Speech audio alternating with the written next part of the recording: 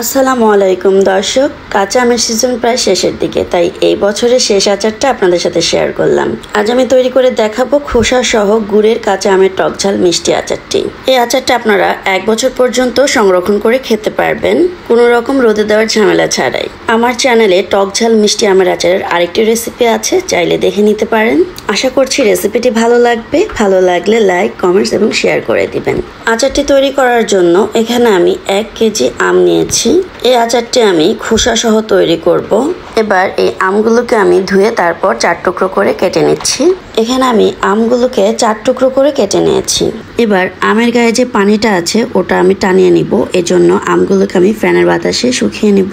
এতে করে আচার তৈরি করার সময় আমগুলো ভেঙে যাবে না। এখানে আমি 1.5 টেবিল চামচ পরিমাণ সাদা সরিষা নিয়েছি। আপনারা চাইলে কালো সরিষাটা দিয়ে এটা করতে পারেন। আর সরিষার ভিতর দেখতেই পাচ্ছেন অনেক মাটি থাকে, তাই সরিষাগুলোকে ভালো করে ধুয়ে তারপর পেস্ট করে নিতে হবে। এই সরিষাগুলোকে আমি 10 মিনিট পানিতে ভিজিয়ে রাখবো। এর ভিতরে সরিষাগুলো ফুলে ডাবল হয়ে যাবে। 10 মিনিট পর সরিষাগুলোকে ভালো করে ধুয়ে তারপর শিলপাটায় বেটে নিব। এবার আচারে দেওয়ার জন্য আমি একটা স্পেশাল মশলা তৈরি করে নিব। এখানে আমি 1 চা চামচ নিয়েছি মরি, 1 চা চামচ ধনিয়া নিয়েছি, 1/2 চা চামচ জিরা, 1 চা চামচ নিয়েছি 5 ফোড়ন, আর ঝালের জন্য নিয়েছি কয়েকটি শুকনো মরিচ। এবার এই মশলাগুলোকে চুলার আঁচ লো করে দিয়ে 1 মিনিট পর্যন্ত ভেজে নিব। তারপর ঠান্ডা করে এই মশলাগুলোকে গুঁড়ো করে নিতে হবে। এবার আচারটা তৈরি করে নিব।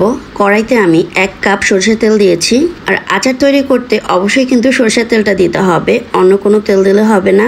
এবার এই তেলের ভেতরে দিয়ে দিব আমি 1 টেবিল চামচ পরিমাণ রসুন বাটা। এবার এই রসুনটাকে তেলের মধ্যে ভালোভাবে মিশিয়ে নিচ্ছি। রসুনটাকে কড়া করে ভাজা যাবে না, জাস্ট মিশিয়ে নিচ্ছি। এরপর এর ভেতরে আমি দিয়ে দিব কাঁচা আম। এই আমগুলোকে আমি ফ্যানের বাতাসে শুকিয়ে নিয়েছি। এবার এই আমগুলোকে 1 মিনিট পর্যন্ত সরষের তেলের ভেতরে ভেজে নিতে হবে। এই সময় কিন্তু চুলার আঁচটাকে মাঝারি রাখতে হবে। খেয়াল রাখতে হবে রসুনগুলো যেন পুড়ে না যায়। আমগুলোকে তেলের মধ্যে ভেজে একদম শুকিয়ে করে ফেলা যাবে না, ঠিক এরকম রাখতে হবে। এই সময় মনে হবে যে আমগুলো একদম শুকিয়ে গেছে, কিন্তু যখন এটার ভিতরে চিনি বা গুড় দেওয়া হবে তখন কিন্তু আমগুলো ফুলে ডাবল হয়ে যাবে। আমগুলোকে 1 মিনিট পর্যন্ত আমি ভেজে নিয়েছি। এবার এর ভেতরে আমি দিয়ে দিয়েছি সরিষা বাটা, পুরোটাই দিয়ে দিব। এবার এই সরিষাগুলোকে আমার সাথে ভালোভাবে মিশিয়ে নিচ্ছি। এবার আমের মধ্যে আমি দিয়ে দিচ্ছি 1/2 চা চামচ হলুদের গুঁড়া, আর দিয়ে দিচ্ছি 1/2 চা চামচ মরিচের গুঁড়া। এবার হলুদ মরিচটাকে আমি মিশিয়ে নিচ্ছি। এবার এর ভেতরে আমি দিয়ে দিব গুড়। এখানে আমি আখের গুড়টা নিয়েছি 1 কাপ পরিমাণ। আপনারা চাইলে এখানে খেজুরের গুড়টাও নিতে পারেন, তবে আপনারা আপনাদের আমের টক বুঝে স্বাদ মতো চিনিটা দিয়ে দিবেন। এবার এর ভেতরে আমি দিয়ে দিচ্ছি 2 টেবিল চামচ পরিমাণ সিরকা। গুড় দেওয়ার সাথে সাথে দেখবেন যে আমগুলো থেকে পানি ছেড়ে দিচ্ছে। এবার এর ভেতরে আমি দিয়ে দিব 2 চা চামচ ভেজে রাখা ওই মশলাটা দিয়ে দিচ্ছি। এবার সবগুলো উপকরণ একসাথে মিশিয়ে নিচ্ছি। এই পর্যায়ে চুলার আঁচটাকে মাঝারি করে দিয়ে গুড়টাকে গলিয়ে নিতে হবে। এই পর্যায়ে আমের ভেতরে কিন্তু 1 চা চামচ লবণ দিয়ে দিবেন। আমি এখানে লবণটা দিয়েছি, বাট স্কিপ হয়ে গেছে, দেখাতে পারিনি। আমের টক বুঝে আপনারা আপনাদের স্বাদ মতো লবণটা যোগ করে দিবেন।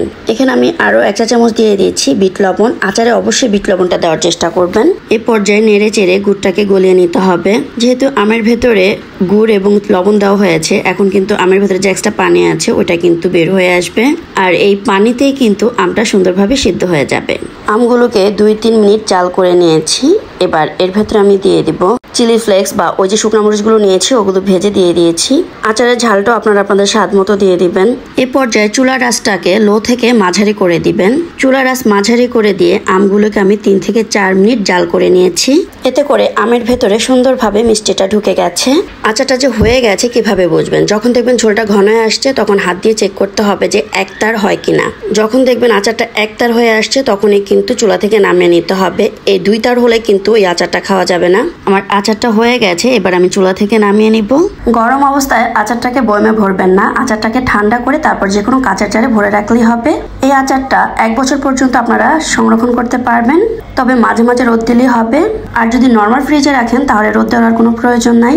আজ এই পর্যন্তই, আবারও চলে আসবো নতুন কোনো রেসিপি নিয়ে। সে পর্যন্ত সবাই খুব ভালো থাকবেন, সুস্থ থাকবেন, আমার জন্য দোয়া করবেন। সবাইকে ধন্যবাদ জানিয়ে শেষ করছি। আল্লাহ হাফেজ।